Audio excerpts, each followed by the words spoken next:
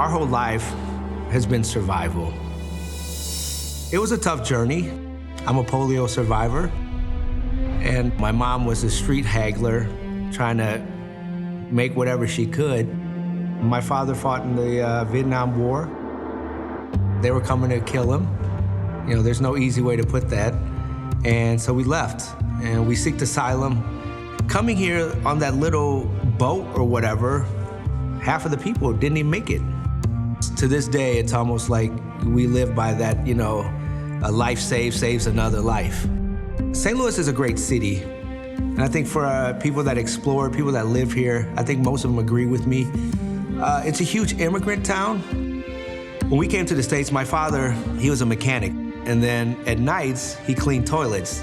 So, you know, he had 2 jobs. My mother worked in she worked about 3 different Chinese restaurants. We grew up in an area called The Hill. So we're the only Vietnamese family living in Little Italy of St. Louis. And I remember my father playing soccer on the weekends. You know, there's him, a couple of his Vietnamese friends, a couple of his Laotian friends. You know, there was the Italians, the Irish, the Germans. They were all playing soccer.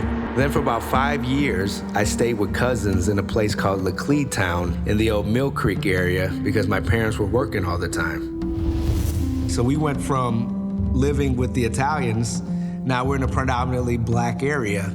It didn't matter that I was different, you know, in Little Italy, and it didn't matter that I was different, you know, in a predominantly black area. And so it was great. How do you break barriers? What do? You break bread, right? That term, break bread.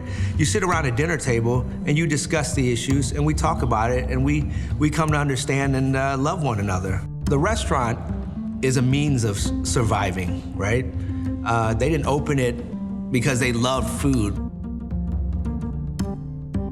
Before we had Miley's, we had a little chop suey down in Jennings called China Wall. You know, Chinese restaurants were doing well during the 80s, and so she was like, you know, maybe this is what we should do. Late 1984, we opened Miley's, and we didn't do very well. One year, I sell the hamburger, French fry, Saint Paul, everything. And after a year, I see the business not too good. But how do you distinguish yourself from all the other successful Chinese restaurants? So mom goes, well, we're Vietnamese.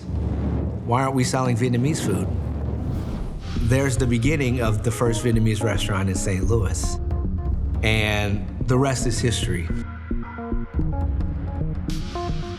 A lot of times I resented the restaurant because I always worked. I did my homework at the restaurant, I slept at the restaurant. You know, I studied at the restaurant. I mean, it's just kind of like, we're off on spring break, they couldn't afford a babysitter. Guess what happens? I'm at the restaurant. But I actually even stepped out and did a couple other things that I did really well at. And it wasn't until like 1998, I think was when my mom, she got sick. And that basically thrown me back into the restaurant. Coming back, getting everything ready, learning everything, and then had a new vision for Miley's.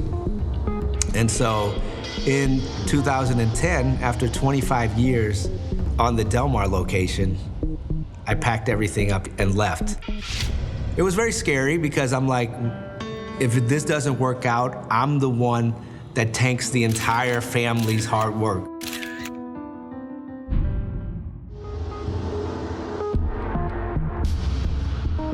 My son come here, you know, he learn, go to school, and he learn from his mom and work in restaurant, talk with customer. Oh, he talk more than me. He lovely, my son. I love him so much. All the relationships that I have came from that restaurant. You know, all the lessons in life, most of them came from the restaurant. I just kind of traveled around the country, and my wife stumbled upon having real Japanese ramen. I was like, why doesn't anybody have this or do this in St. Louis? And she goes, why don't you do it? And so I was like, you know, you're right. The reason why Miley's is successful, there's a woman's warmth to it, right? Mom's in the back. And so I think Noodle House, I wanted to portray that same energy, you know, that same warmth. And so I stumbled upon my partner, but I was like, she's the missing piece. And so now, guess what? She's reminds me of my mother in the new restaurant. we continued on to Nudo, led us to a bunch of great things. So my legacy is, I want it to be that of what we've done in the community, what we've done for cuisine, what we've done for a city, you know, the inclusion. You walk into my restaurant right now, there's everything. Every gender, every sexual orientation, you know, every nationality, young, old, it doesn't matter. And, you know, we want to normalize that because that's what's normal to me. And that's what should be normal to everybody. I'm Tran, and I'm proud to be STL made.